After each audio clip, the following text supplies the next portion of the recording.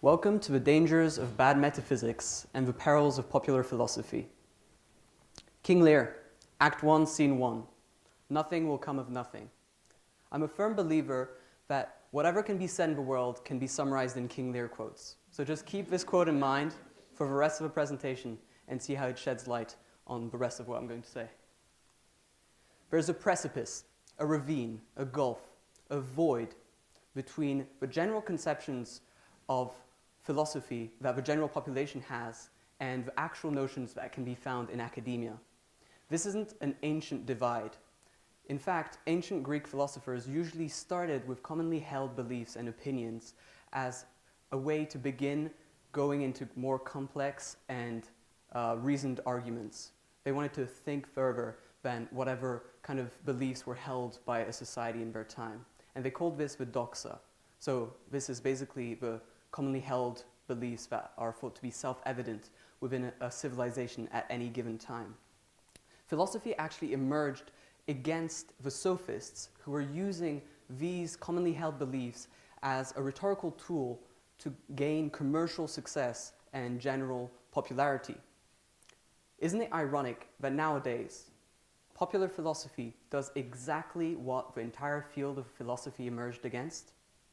Popular philosophy distorts and denatures the thoughts that can be found in actual philosophy by decontextualizing them.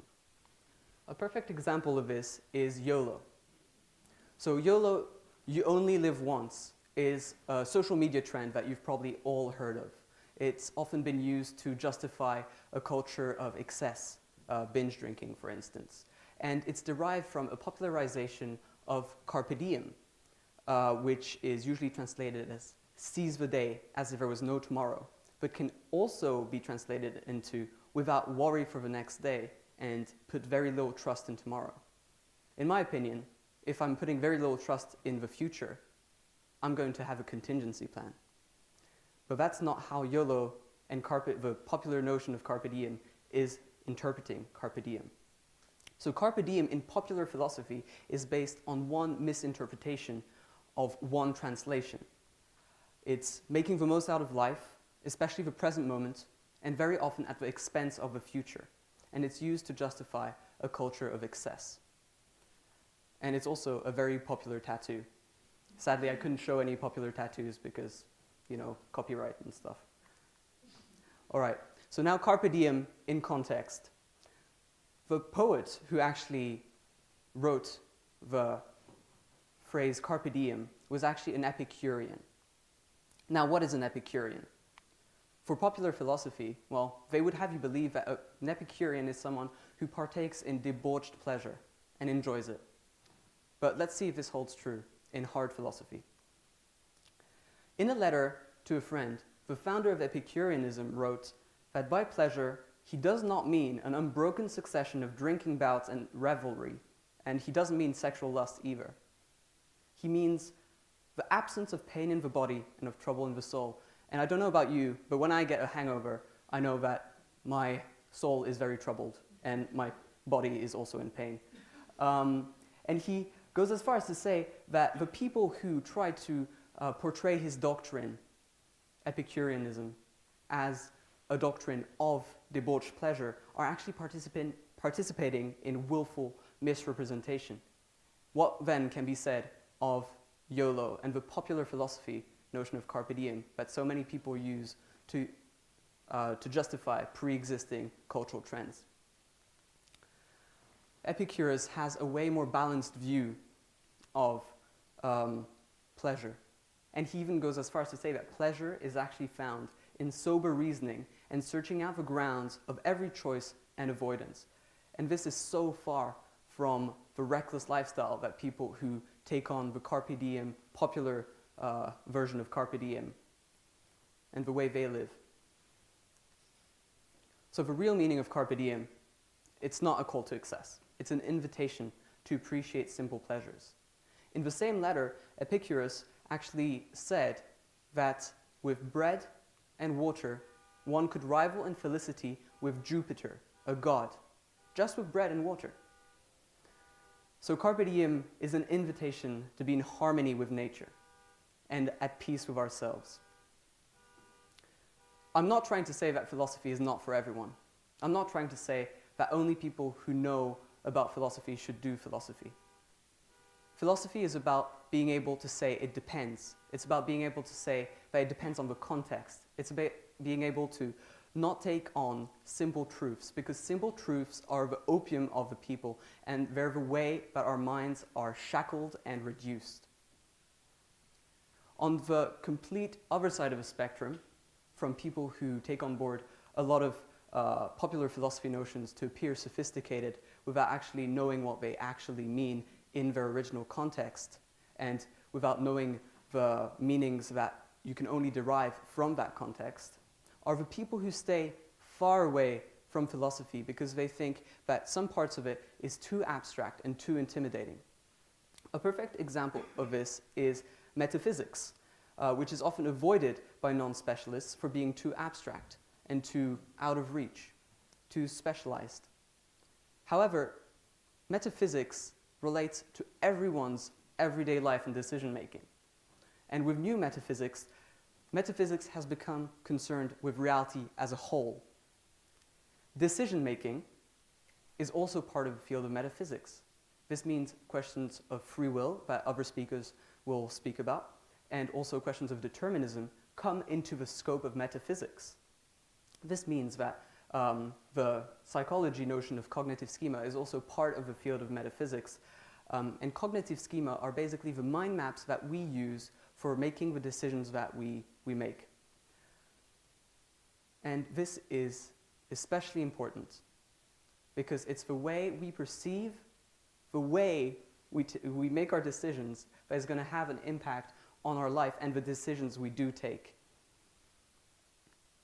So one possibility of a mind map that is very widespread and common and underlies decision making is what I like to call the Bandersnatch mind map. So in this model, you're faced with arbitrary paths. And whenever you pick a path, you then reduce the world of possibilities. And here you can see that by picking this path, you're killing off all these other alternate realities and all these other possible universes. And you're reducing the field of your possibilities. And this is a way that a lot of people perceive the decisions they make.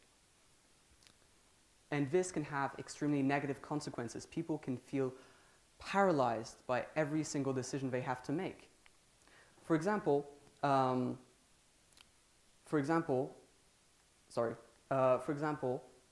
if you're a student at university and you're picking a subject and you start off with wanting to do maths, then you have to give up a career as a musician.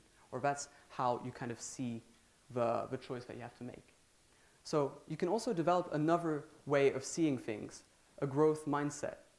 So the person who chooses maths, instead of seeing as being reduced to the choice they've made and having killed off their career as a professional musician, will actually then go on to always pick expanding circles. And these expanding circles that we always pick are the right decision. They're the decision that will put the best odds on our side and expand the circle of our possibilities.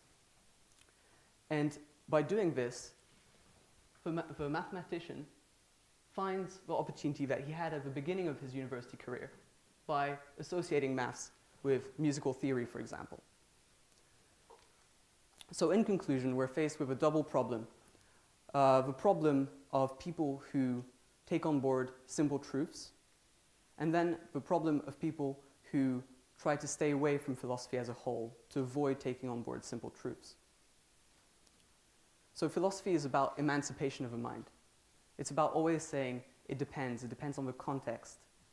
And it's also about rising up against the opinions that are in society and the opinions that are circulated in the mainstream media. Not a single philosopher that I can think of is famous for thinking exactly like all the people of his time. So what if you're right and they're wrong? But as I said, nothing comes of nothing unless you're prepared to see better.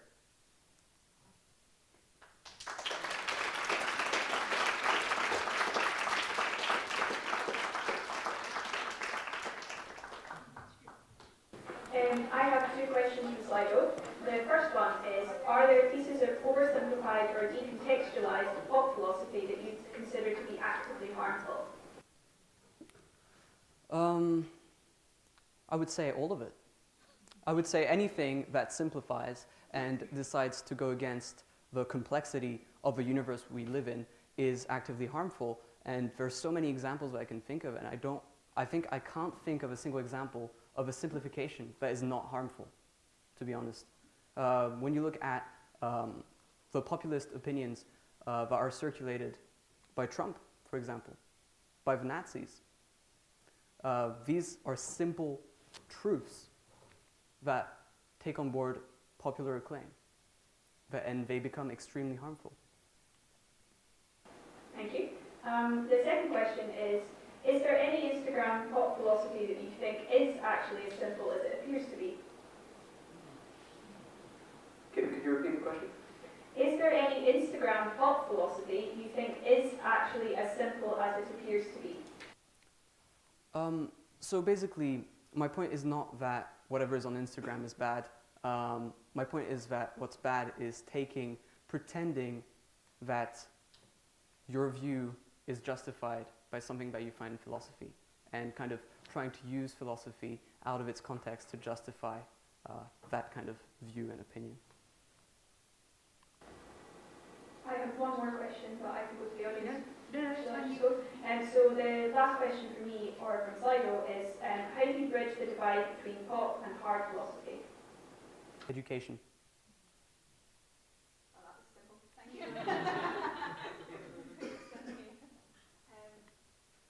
Right, I'll throw it to you. So my question is, because your explanation seems a bit counterintuitive to me, because the way I see it, all hypotheses that we make about the world are simplifications of the world and models of the world to some degree.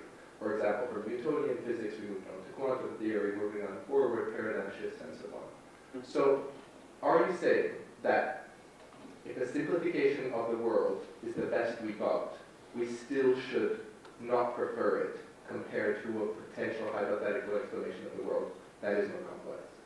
So what I would do it's always on a spectrum. So it's about how much you simplify. Ideas in philosophy, of course, but they're not so much simplifications. They're models that you use to have an outcome. So what I would say is that if a model works, and if you have a positive outcome, and you take on then a utilitarian kind of basis for your judgment, then if it maximizes the benefit at the end of the day, then it's fine. The problem is with simplifications that then cause harm.